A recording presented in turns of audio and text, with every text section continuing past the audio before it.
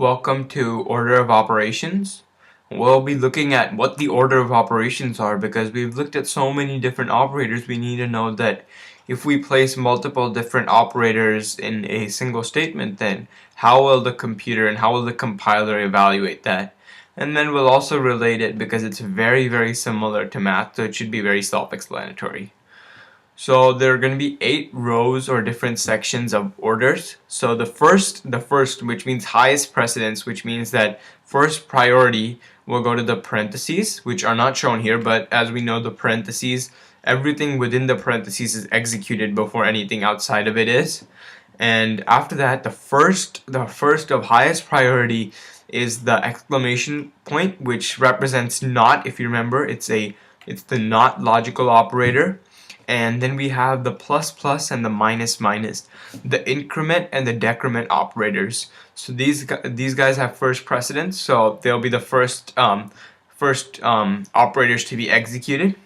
Second precedence goes to multiplication, division, and remainder or modulus.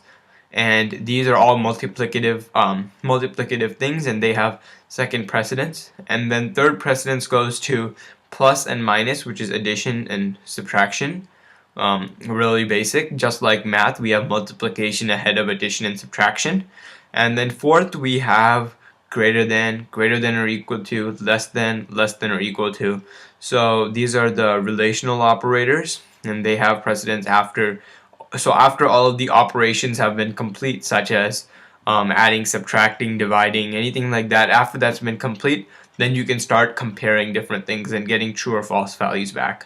Then we have fifth, we have the equality operators, which are equals and exclamation mark equals, which is just basically another couple more operators which are usually used in conditions and return true or false and used to compare different numbers.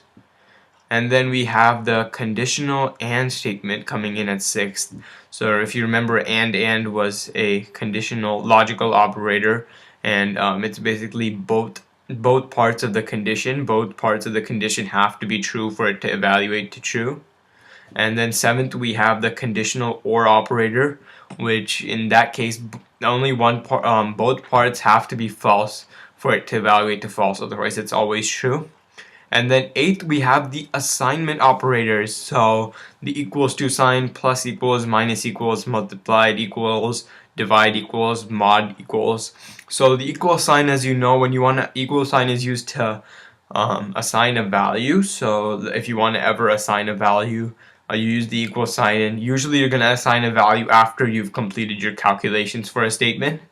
And then plus equal, minus equal, these are all assignment operators, which are also, so the assignment operators have the lowest precedence, so everything is completed before the assignment operators.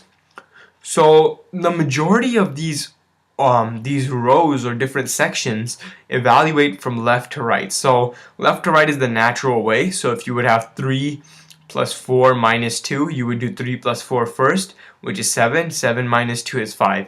So that's left to right.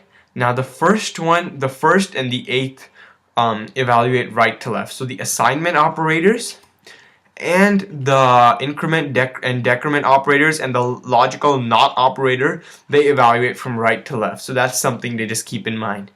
Now this is really similar to math. We have multiplication ahead of addition, and after all the calculations are completed, you can compare different things, and the assignment operators have lowest precedence. So these are the order of operations. So whenever you're writing a program and it has multiple operations in it, it's good to keep this in mind to make sure that you are getting the right you're getting the desired result. And on the AP Computer Science test, they often throw you large statements with multiple operators, and it's up to you to remember the order of operations. So it's good to memorize this. It's pretty logical, so you should be able to remember it, but it's good to have a good idea of this.